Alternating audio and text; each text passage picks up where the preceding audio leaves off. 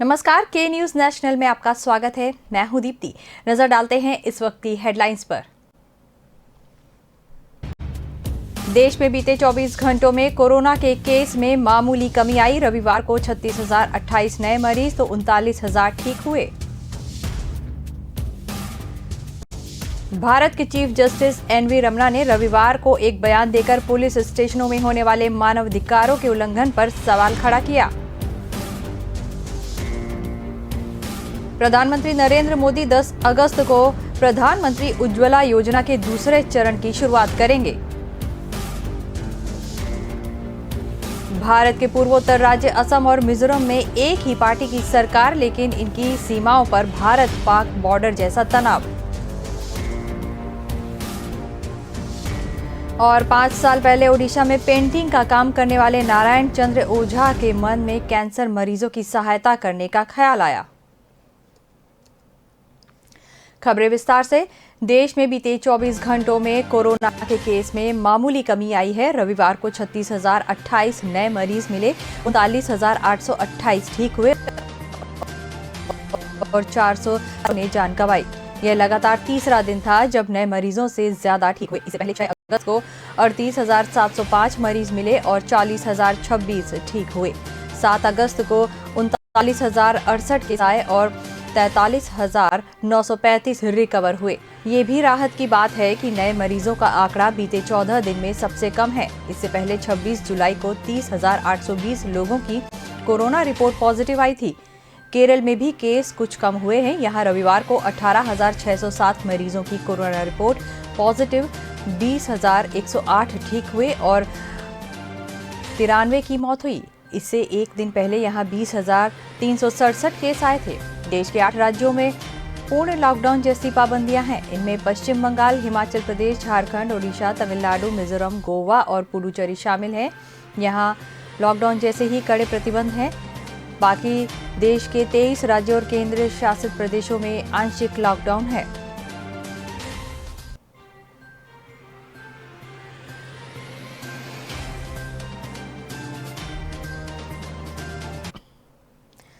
भारत के chief justice N V Ramna ने रविवार को एक बयान देकर पुलिस स्टेशनों में होने वाले मानवाधिकारों के उल्लंघन पर सवाल खड़े किए हैं। उन्होंने कहा कि मानवाधिकारों का सबसे ज्यादा हनन पुलिस स्टेशनों में ही होता है।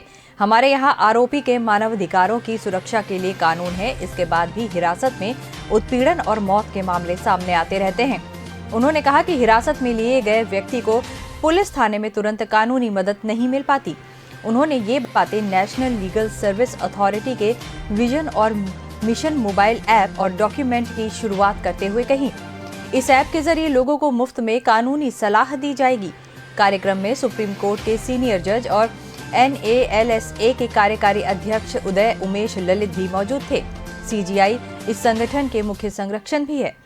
कार्यक्रम में CGI रमना ने कहा कि कई रिपोर्ट से पता चलता है कि विशेष अधिकार प्राप्त लोगों पर भी 3rd डिग्री का इस्तेमाल किया जाता है। पुलिस की ज्यादतियों को रोकने के लिए लोगों को संवैधानिक अधिकारों और मुफ्त कानूनी सहायता के बारे में बताना जरूरी है। उन्होंने कहा कि सभी पुलिस स्टेशन, जेल में डिस्प्ले बोर्ड और होर्डिंग लगाकर यह जानकारी देना अच्छी कोशिश है, लेकिन NALSA के पुलिसकर्मियों को संवेदनशील बनाने के लिए देश भर में मुहिम चलाने की जरूरत है। CGI रमना ने कहा कि हम ऐसा समाज चाहते हैं जहां कानून का शासन बना रहे। इसके लिए जरूरी है कि समाज के उच्च वर्ग और गरीब तबके के लिए न्याय के अवसर एक समान हो। हमें नहीं भूलना चाहिए कि सामाजिक और आर्थिक रूप से अलग होने के कारण किसी को भी उसके अधिकारों से वंचित नहीं रखा जा सकता। अतीत से कभी भविष्य तक नहीं किया जाना चाहिए। हमें ऐसे भविष्य का सपना देखना चाहिए जहां समानता हो और सभी के अधिकारों की रक्षा हो। इसीलिए न्याय तक पहुंच नाम से मिशन चलाया जा रहा है, जो कभी खत्म नहीं होगा।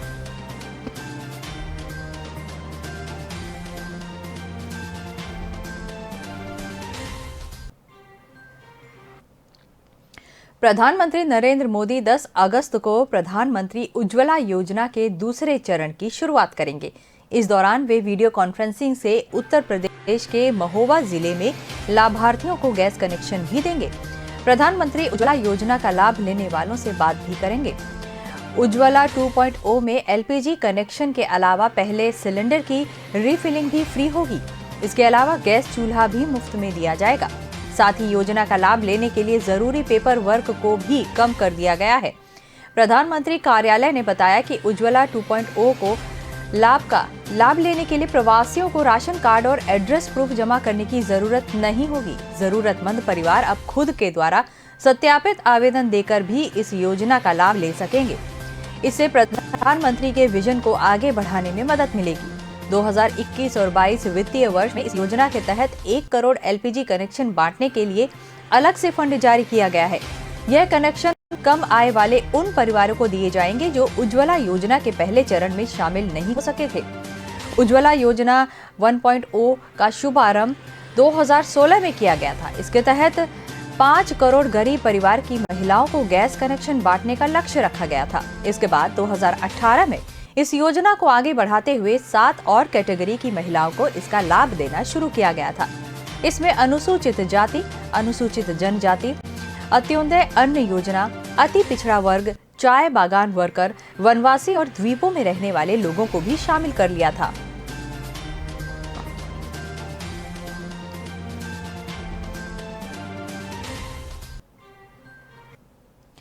भारत के पूर्वोत्तर राज्य असम और मिजोरम में एक ही पार्टी की सरकार है, लेकिन इनकी सीमाओं पर भारत पाक बॉर्डर जैसा तनाव है। पर्यटकों से गुलजार रहने वाली यहाँ की घाटियों में दहशत है। इन राज्यों का सीमा विवाद खूनी संघर्ष में बदलने से गांवों से पलायन हो रहा है। असम घाटी वाले दोलाखाल, कचूरथाल, जुफाई, मैदनी, फाइसेन जैसे क्षेत्रों में गुपचुप पक्की सड़कें बन रही हैं। असम के लोगों की माने तो मिजोरम ने 16 किलोमीटर कथित कब्जा कर लिया है। असम मिजोरम संघर्ष में 6 पुलिस वालों की शहादत के बाद अब असम पुलिस उन लोगों को चिन्हित कर रही है जो हमले में शामिल थे। इनकी जानकारी मिलते ही पुलिस मिजोरम सीमा में बड़ी कार्रवाई कर सकती है। असम मिजोरम बॉर्डर के विधानसभा क्षेत्र धोलाई के विधायक और वन मंत्री परिमल शुक्ला वैद्य बंकर निर्माण और सर्जिकल स्ट्राइक जैसी कार्रवाई की पुष्टि करते हुए कहते हैं कि इंटेलिजेंस काम कर रही है। जिन्होंने भी अपराध किया है उन्हें कड़ी सजा मिलेगी। उधर मिजोरम ने राज्य में पुलिस तैनाती बढ़ा दी है। सरकारी प्रवक्ता कहती है कि अगर असम कार्रवाई करेगा तो मुंह तोड़ जवाब देंगे। लोग भी राज्य सरकार के पक्ष में है। मिजोरम बॉर्डर पर तैनात पुलिस वाले कहते हैं कि डीसी झल्ली गमबूट पहनकर आई और पुलिस के पास बड़ी मात्रा में गोला बारूद था। ये तो वो है जो दिखाया जा रहा है। विवाद न सीमा का है न अस्मिता का। असल विवाद बांग्लादेशी घुसपैठ और चुनावी राजनीति का है। मिजोरम के रिटायर्ड फौजी छुआना बताते हैं कि 4 लाख घुसपैठिए असम की बराक वैली के करीमगंज, कछार, हाइलाकांड जिले के जंगलों में बस गए। ये लोगों के बीच घुसकर पथराव कर स्थिति बिगाड़ते हैं। सुप्रीम कोर्ट द्वारा बनाए गए हजारिका कमीशन के अध्यक्ष उपमन्यु हजारिका ने कोर्ट को रिपोर्ट सौंपी है। हजारिका कहते हैं कि घुसपैठिए मिजोरम में अपराध करते हैं तो असमी बन जाते हैं और असम में क्राइम करते हैं तो मिजो।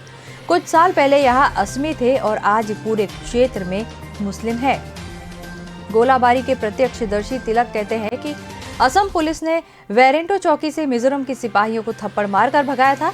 फिर दोनों राज्यों की पुलिस ने माइक लगाकर मुनादी करवाई और लोगों से घर से बाहर निकलकर पुलिस के साथ लड़ने की अपील की। पुलिस ने कहा कि अपनी जमीन छुड़ाने के लिए लड़ने को तैयार हो जाओ।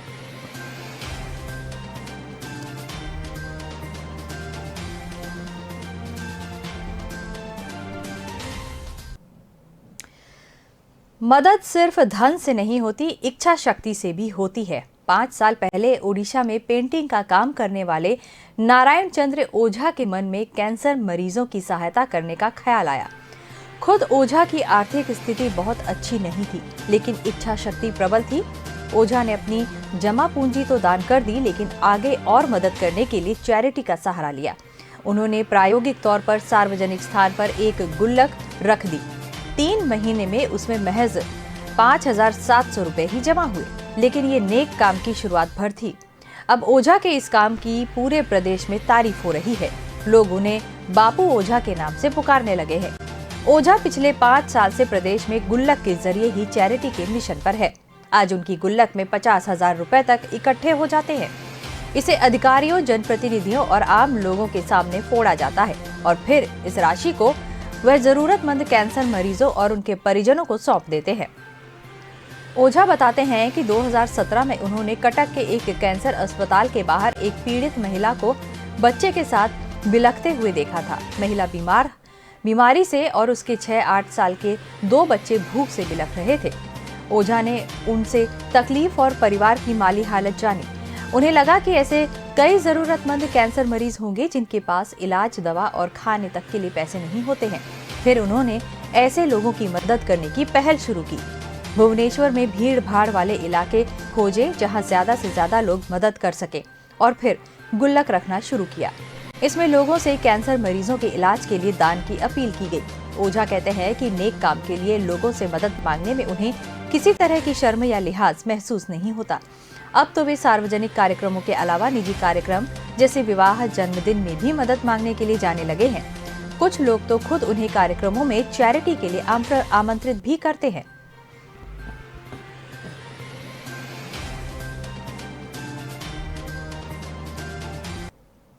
बुलेटिन में फिलहाल वक्त है एक छोटे से ब्रेक का। ब्रेक के बाद जल्द हाजिर होते हैं।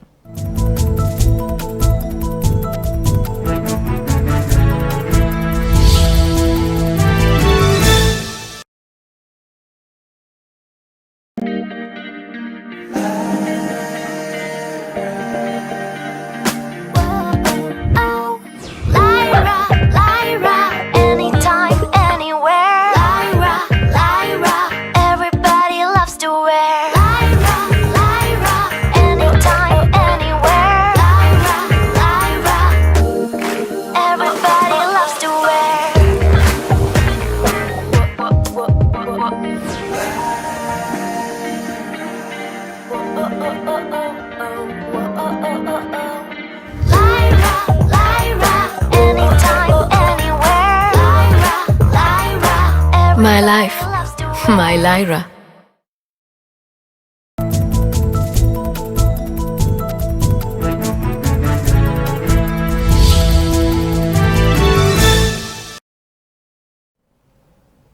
ब्रेक के बाद आपका स्वागत है। मुंबई में कई दिनों के इंतजार के बाद आम लोग लोकल ट्रेनों में सफर कर सकेंगे। महाराष्ट्र के मुख्यमंत्री उद्धव ठाकरे ने रविवार को बताया कि 15 अगस्त से लोकल ट्रेन में आम लोग सफर कर सकेंगे। हालांकि कोरोना वैक्सीन के दोनों डोज लगवा चुके लोगों को ही यह सुविधा मिलेगी। उन्होंने लोगों से सहयोग की अपील की है। साथ ही कहा कि हम लोकल ट्रेनों को 24 घंटे चलाना चाहते हैं। इन्हें बंद करना उपाय नहीं है। उद्धव ने कहा कि यात्री मोबाइल ऐप से लोकल ट्रेन के पास डाउनलोड कर सकते हैं। जिनके पास स्मार्टफोन नहीं है वे शहर के नगरपालिका वार्ड कार्यालयों के साथ साथ उपनगरीय रेलवे स्टेशनों से फोटो पास ले सकते हैं। उन्होंने कहा कि मॉल खोलने पर अगले 8 दिन में फैसला लिया जाएगा। देश में कोरोना के मामलों में लगातार दूसरे दिन राहत देखने को मिली है। शनिवार को संक्रमण के 39,000 मामले दर्ज किए गए। इसके साथ ही कोरोना के एक्टिव केस में 5,000 की गिरावट हुई है। शुक्रवार को भी एक्टिव केस में 1948 की कमी आई थी। बीते 24 घंटों में 491 लोगों की संक्रमण से मौत हुई, जबकि 43,000 लोगों ने इस बीमारी को मात दी।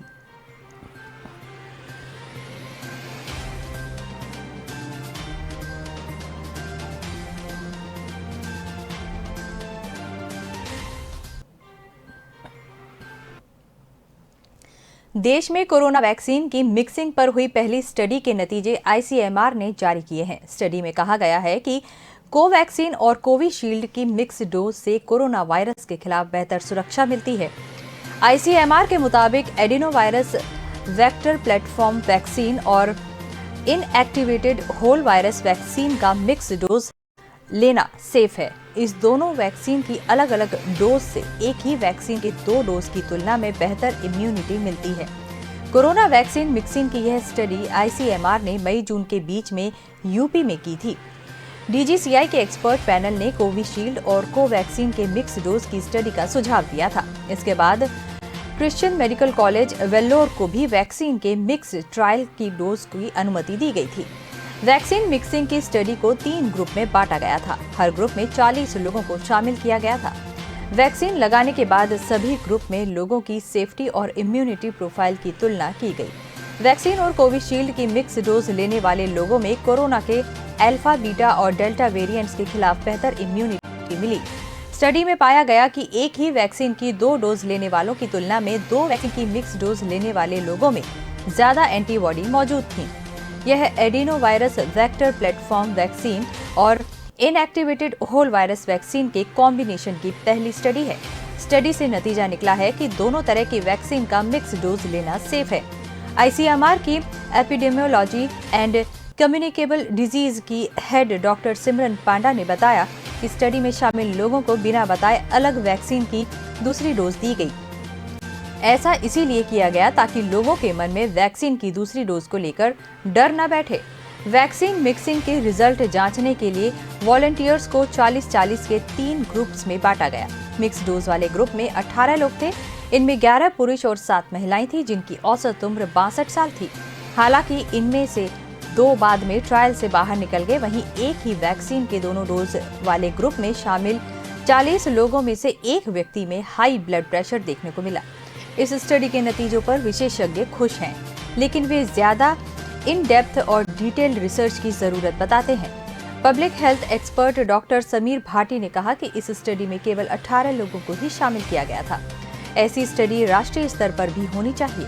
भारत में जनसंख्या की वैरायटी को देखते हुए 60 से 70 साल की उम्र वाले लोगों पर भी यह स्टडी होनी चाहिए। डॉक्टर भाटी दोनों वैक्सीन के कॉम्बिनेशन को समझाते हुए कहते हैं कि कोविशील्ड और कोवैक्सीन दोनों ही अलग अलग फॉर्मूले पर बनी है।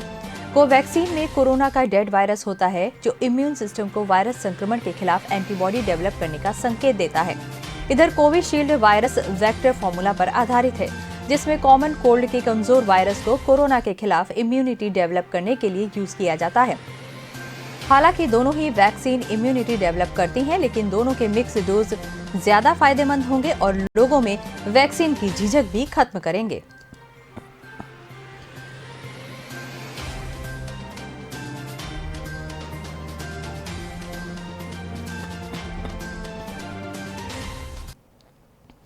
शहर के बीचों बीच 60 फीट प्रस्तावित BR चौधरी मार्ग एक ऐसा रोड है जहां 1 किलोमीटर में 140 से ज्यादा गड्ढे हैं। गड्ढे बड़े होने पर मिट्टी के कट्टे भरकर छोड़ दिए गए। परेशान होकर लोगों ने रास्ता ही बदल दिया। इस मार्ग से करीब 50 कॉलोनियां प्रभावित हो रही हैं। इस रोड की दुर्दशा की सबसे बड़ी वजह Malviya Nagar civil lines zone के बॉर्डर पर है। मालवीय नगर जोन ग्रेटर नगर निगम की सीमा में है और सिविल लाइन जोन हेरिटेज निगम की सीमा में आता है। BR चौधरी मार्ग जो नंदपुरी रोड से होकर महेश नगर 80 फीट रोड तक जाता है और यही रोड स्वेस फार्म से होकर गुजर थड़ी तक भी निकलती है। Suez farm road Jyotiba Phule circle से गुजरकर थड़ी तक जाती है। मजबूरीवश स्थानीय लोगों को JDA की शरण में जाना पड़ा। JDA के जोन 5 ने 60 फीट प्रस्तावित रोड को बनाने के लिए टेंडर प्रक्रिया शुरू की है। स्वेस फार्म यूथ ब्रिगेड के संरक्षक गजराज सिंह शेखावत ने बताया कि बॉर्डर पर होने से न तो सिविल लाइन जोन के अधिकारी सुनवाई करते हैं और न ही मालवीय नगर जोन के।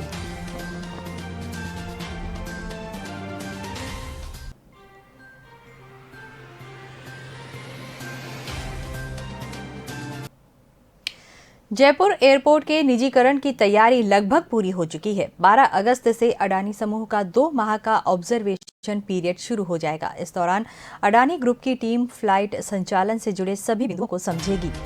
Team airport building, apron area, parking terminal 1 सहित सभी जगहों पर कामकाज को समझेंगे। 2 माह के ऑब्जर्वेशन पीरियड के बाद अक्टूबर माह के मध्य में एयरपोर्ट का संचालन पूरी तरह से अडानी समूह के पास चला जाएगा। अडानी समूह ने विष्णु मोहन झा को जयपुर एयरपोर्ट का चीफ एयरपोर्ट ऑफिसर नियुक्त किया है।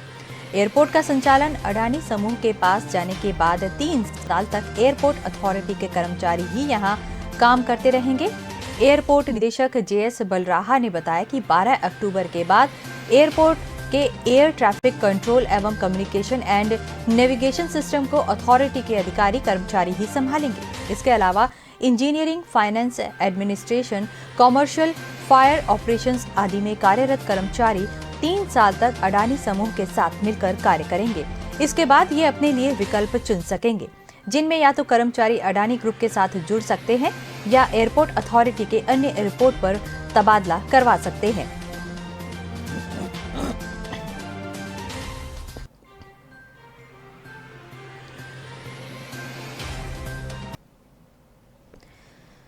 इंदौर से 75 किलोमीटर दूर धार जिला मुख्यालय के पास गंगा महादेव की वादियों की खूबसूरती निखर गई है। चारों तरफ फैली हरियाली और 50 फीट ऊंचाई से गिरते दूधिया झरना सबका मन मोह लेते हैं। झरने के नीचे गुफा में उत्तरमुखी शिवलिंग है। यह शिवलिंग द्वापर युग का बताया जाता है। सावन के तीसरे सोमवार को ड्रोन की नजर से खूबसूरत गंगा महादेव की वादियों और उत्तरमुखी शिवलिंग का दर्शन करें। कहा जाता है कि द्वापर युग में भगवान श्री कृष्ण अमझेरा स्थित अमका झमका मंदिर जाते समय यहाँ दर्शन करने के लिए रुके थे। इस गुफा में पांडवों ने भी रात बिताई थी। ऐसा बताया जाता है कि पीढ़ी दर पीढ़ी पहले इस गुफा में शिवलिंग प्रकट हुए थे, तभी से शिवलिंग यहाँ स्थापित है। गुफा के ऊपर से झरना हमेशा बहता रहता है। बारिश के समय 4 महीने तक दूधिया जैसा झरना गिरता है। मंदिर परिसर में ही तलई है जिसमें 12 महीने पानी रहता है। पूरे सावन के महीने में श्रद्धालुओं समेत कांवड़ यात्री जल अभिषेक करते हैं। गंगा महादेव पर्यटन स्थल पर शिवरात्रि के दिन आदिवासी लोक पर्व भगौरिया का आगाज यहीं से होने की मान्यता है। 146 साल पहले यह परंपरा शुरू हुई थी। हर शिवरात्रि पर यहाँ 50 से अधिक दल पहुँचते हैं। यहाँ नृत्य कर पर्व की शुरुआत करते हैं। गंगा महादेव तीर्थ कुछ साल पहले तक बंजर पड़ा था। स्थानीय सुल्तानपुर ग्राम पंचायत ने मनरेगा योजना से पथरीले पहाड़ को पहले उपजाऊ बनाया, फिर इसमें बेड पद्धति से 5000 से अधिक पौधरोपण किया। अब बंजर पहाड़ पर चारों ओर हरियाली नजर आती है।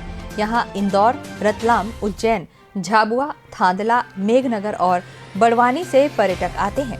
वीकेंड पर यहाँ संख्या 10,000 तक पहुँच जाती है। बारिश के मौसम में इसकी सुंदरता और भी खिल जाती है।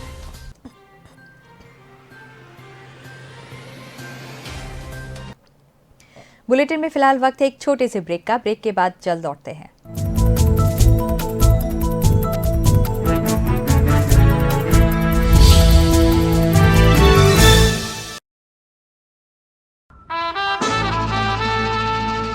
के रेडियो माहिती, मनोरंजन और मस्ती का ट्रायो। के रेडियो कहीं भी कभी भी, दिन हो मंगलमय से लेकर गुजरा हुआ जमाना तक का सफर। के रेडियो आप सुन रहे हो के रेडियो। जल्द शुरू हो रहा है के न्यूज की सुरीली भेंट। के रेडियो आप सुन रहे हो के रेडियो, कहीं भी कभी भी। आप हमें डाउनलोड कर सकते हैं। लाइक कीजिए, कमेंट कीजिए, सब्सक्राइब कीजिए और सुनिए के रेडियो कहीं भी कभी भी। मैं हूँ आपकी आरजे जल्पा। रे रे रे रे मारी सवार, ये गाना सुना ही होगा आपने। चलो सुबह हो गई, मस्ती की कश्ती, दिन का सफर सुहाना, एक शहर एक नजर, जनवाणी, सुनहरी दोपहरी, ये शाम मस्तानी, ढल गया दिन, नगमों की बारात, गुजरा हुआ जमाना, फिर वही रात है, मनोरंजन, माहिती और मस्ती के साथ। आप सुन रहे हो के रेडियो, कहीं भी कभी भी।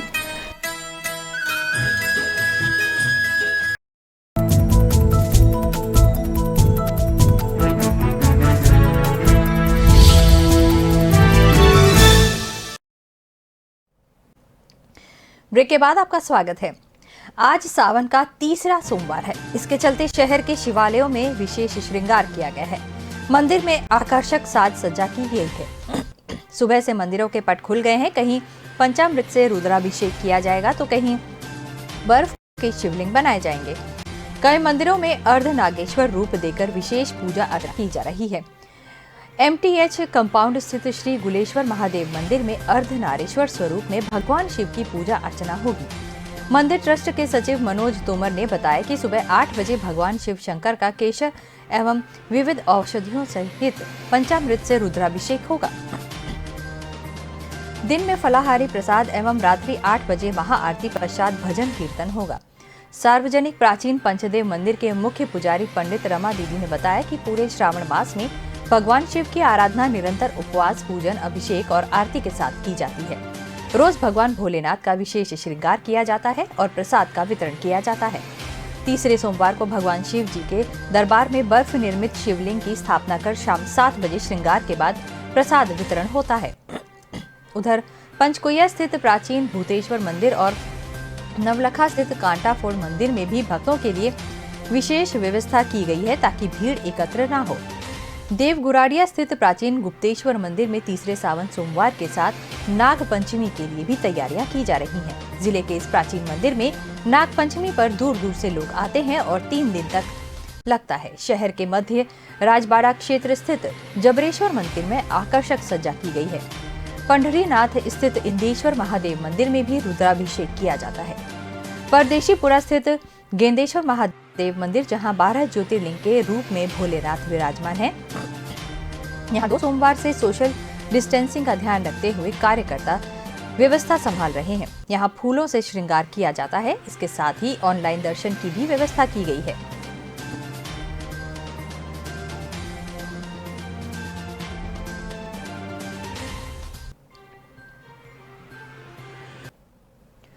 मध्य प्रदेश में विधानसभा का मॉनसून सत्र सोमवार से शुरू हो रहा है। 4 दिन चलने वाले इस सत्र में ग्वालियर चंबल संभाग में आई बाढ़ पर चर्चा हो सकती है। विपक्ष चाहता है कि आपात स्थिति मानते हुए इस मुद्दे पर बहस के लिए ज्यादा से ज्यादा समय निर्धारित किया जाए। रविवार को हुई सर्वदलीय बैठक में इस पर सहमति बन गई। सदन की कार्यवाही 12 अगस्त तक बिना अवरोध के संचालित हो, लेकिन बाढ़ पर चर्चा पर फैसला सोमवार को विधानसभा शुरू होने से ठीक पहले कार्य मंत्रणा समिति में होगा। विधानसभा के प्रमुख सचिव एपी सिंह ने सत्र की अधिसूचना जारी होने से अब तक विधानसभा सचिवालय में कुल 1184 प्रश्नों की सूचना प्राप्त हुई। 236 ध्यानाकर्षण और 17 स्थगन प्रस्ताव भी प्राप्त हुए। लोक महत्व के 8 मुद्दों पर चर्चा हो सकती है। सत्र के दौरान सरकार की कोशिश मुख्य रूप से विधेयक और अनुपूरक बजट पारित करने की रहेगी। बताया जा रहा है कि अनुपूरक बजट 10,000 करोड़ रुपए से ज्यादा का होगा। सरकार इसमें बाढ़ से हुए नुकसान के प्रारंभिक आंकलन के आधार पर राशि का प्रावधान भी कर सकती है।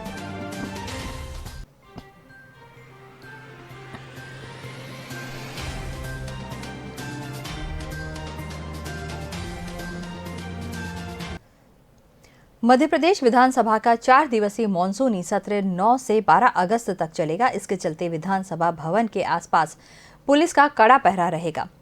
पुतला दहन, सभा, धरना या रैली निकालने की सख्त मनाही रहेगी, तो एक साथ 5 लोग इकट्ठा भी नहीं हो सकेंगे। सोमवार से धारा 144 के तहत प्रतिबंधात्मक आदेश लागू हो गए हैं। भोपाल कलेक्टर के आदेश के बाद पुलिस ने विधानसभा पहुंचने वाले सभी रास्तों पर बैरिकेड्स की है, जहां पुलिसकर्मी तैनात रहेंगे और आने जाने वाले प्रत्येक व्यक्ति से गुजरने का कारण पूछेंगे। आदेश 12 अगस्त तक लागू रहेगा।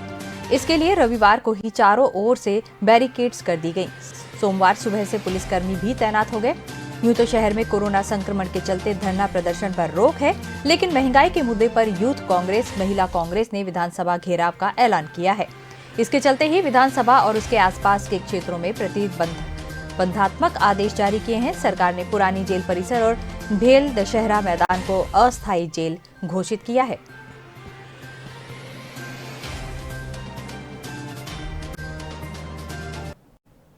अमेरिका में कोरोना महामारी एक बार फिर तेजी से लोगों को संक्रमित कर रही है। देश में कई जगह अस्पतालों में इमरजेंसी हालात हैं। टेक्सास राज्य की राजधानी ऑस्टिन में स्थिति बेहद गंभीर हो गई है। यहाँ आईसीयू में सिर्फ 6 बेड खाली हैं, जबकि इस शहर की आबादी 24 लाख है। राज्य के स्वास्थ्य डेटा के मुताबिक अस्पतालों में 313 वेंटिलेटर हैं। सार्वजनिक स्वास्थ्य चिकित्सा निदेशक डेस्मर वॉक्स के दफ्तर से शहर के नागरिकों को तबाही की चेतावनी देने वाले ईमेल और फोन कॉल किए गए हैं। वॉक्स कहते हैं कि हमने लोगों को महामारी के कारण उपजे हालात की सूचना भेजी है। हमारे अस्पताल गंभीर रूप से तनावग्रस्त हैं। हम उनका बोझ कम करने के लिए लोगों के साथ मिलकर उसे कम कर सकते हैं। डेल्टा संस्करण के कारण शहर में पिछले 1 माह में नए मरीजों की अस्पताल में भर्ती होने की दर औसत 600% से अधिक बढ़ी है, जबकि आईसीयू में मरीज 570% बढ़े हैं। स्वास्थ्य विभाग के अनुसार 4 जुलाई को वेंटिलेटर पर सिर्फ 8 मरीज थे, जो एक ही दिन में बढ़कर 102 हो गए। आने वाले दिनों में ऑस्टिन में आने वाले मामलों में 10 गुना तक वृद्धि और हो सकती है। पूरे टेक्सास राज्य में कुल 439 आईसीयू बेड और 6,991 वेंटिलेटर हैं। अमेरिकी संक्रामक रोग विशेषज्ञ डॉक्टर एंथनी फाउची के अनुसार देश के 40% केस टेक्सास और फ्लोरिडा से आ रहे हैं। अरकानसास राज्य में लोगों ने कोरोना टीकाकरण का व्यापक प्रतिरोध किया। इस वजह से यहाँ के गांवों में स्थिति अत्यंत गंभीर हो गई है। यहाँ के गांवों में बड़ी संख्या में रिपब्लिकन पार्टी के समर्थक रहते हैं। अरकानसास में अधिकांश घर ऐसे हैं जिनमें लोगों ने किसी अपने को खोया है, लेकिन यहाँ की ब्रेडली काउंटी देश भर में टीकाकरण के लिए मिसाल बन गई है।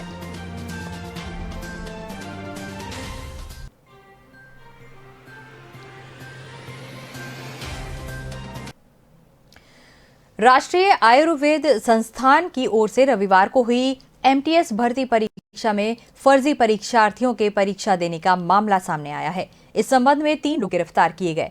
गिरोह के तार हरियाणा से जुड़े हैं। जयपुर में 5 सेंटरों पर परीक्षा हुई थी। जेएलएन मार्ग स्थित राजस्थान कॉलेज में फर्जी परीक्षार्थी पकड़ में आने के बाद जयप्रकाश शर्मा, संयुक्त निदेशक एनआईए की तरफ से कनिष्ठ लिपिक छगन लाल ने गांधीनगर थाने में रिपोर्ट दर्ज की है। पुलिस ने तीनों को गिरफ्तार किया है। वहीं महाराजा कॉलेज में एक युवक ब्लूटूथ लगाकर परीक्षा देता मिला, जिसके संबंध में लालकोटी थाने में मुकदमा दर्ज हुआ। रिपोर्ट में बताया कि सुबह 9 से 10:30 बजे तक राजस्थान कॉलेज में कॉलेज के उड़न दस्ते ने चेकिंग के दौरान हरियाणा के अमित कुमार, सुमंत कुमार और छवि कुमार, महाराजा कॉलेज में विनोद कुमार को पकड़ा। राजस्थान कॉलेज में तो तीनों फर्जी छात्र दीपक कुमार नाम के 3 छात्रों की जगह परीक्षा दे रहे थे।